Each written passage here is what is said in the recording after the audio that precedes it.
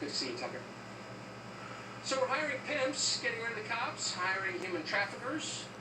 Mark Stein, one of the very few people on television who has the whole sweep of history in mind as he assesses the present. And so we're happy to have him on Exactly. to consider what's going on in our country. What is going on in our country, Mark? Well, just to pick up on what you and Jason We're were too talking objective. about, in fairness to being a pimp, I mean, too subjective. it's a real job. Yes, you get to beat up lots of women, you treat women appallingly, you deal in human trafficking, but it's a real job, it's a hard job, it's a tough job. It's hard out there for a What Mr. pimp. now doing is a non-job.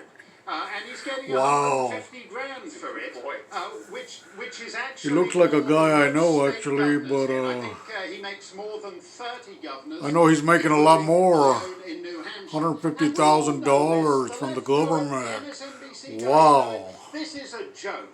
If you were seriously interested in any of the issues that have been roiling America for the last 6 months, you would not be appointing a pimp as a street czar for 150 grand.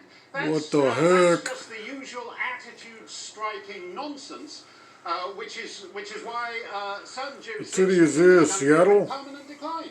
One reason China is now the crazy. number one power in the world is because it doesn't actually have to pay ex-pimps to become diversicrats on handsome six-figure salaries that we all know are non-jobs and aren't going to do anything for the alleged issues roiling the country. So why are we paying our taxes? I mean, just quick question. Let me wake you up from a dead sleep and say, quick, Mark, why are we paying our taxes? So, a sincere question.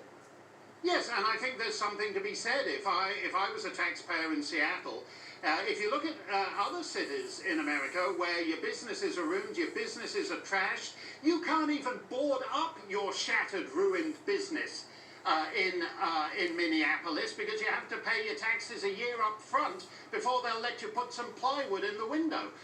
So I think there would be something to be said for a conscientious objector movement, at least against municipal and state taxes, until they get serious about this thing. But as I said, we all know these jobs are jokes. Sometimes they're harmless jokes. Michelle Obama was getting 350 grand to be a diversicrat because her husband was considered useful to the people paying her, and then when she went to Washington to become First Lady, her job was so critical to Chicago, the 350 grand job, nobody even replaced her. These jobs are a joke. They're part of the reason we're a civilization in decline, and as long as you're talking about street czars and 150 grand, you're not serious and you've got no contribution to make to the conversation. The Obamas know where the money is. In the end, they will lose. They had somebody else pay for their house. But in the meantime, they're breaking everything. I don't know how Barack Obama can feel like a man letting somebody else pay for his house. Thanks a lot, Tucker.